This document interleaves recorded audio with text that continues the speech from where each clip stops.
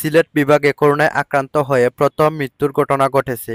মারা যাওয়া ব্যক্তি সিলেটের বিয়ানীবাজার উপজেলার বাসিন্দা। বয়স প্রায় ৬৯ বছর। তিনি আগে থেকে শ্বাসকষ্টজনিত রোগে ভুগছিলেন এবং করোনা আক্রান্ত হয়ে ভর্তি হন সিলেট শহীদ শামসুদ্দিন হাসপাতালে।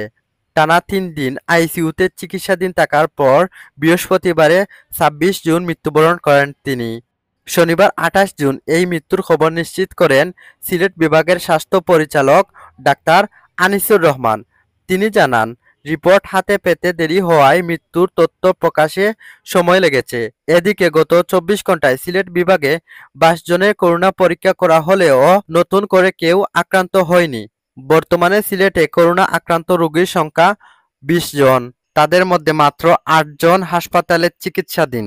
এর মধ্যে শহীদ শামসুদ্দিন হাসপাতালে চিকিৎসাধীন ৩ জন, নর্থ ইস্ট মেডিকেল কলেজ হাসপাতালে ১ জন, রাগিব রাবেয়ায় ১ জন, আল হারামাইনে ১ জন ও ইবনে সিনা হাসপাতালে ২ জন এবং ১২ জন বাড়িতে চিকিৎসা নিচ্ছেন। এ পর্যন্ত সিলেট বিভাগে মোট ১৯৮ জনের করোনা পরীক্ষা করা হয়েছে।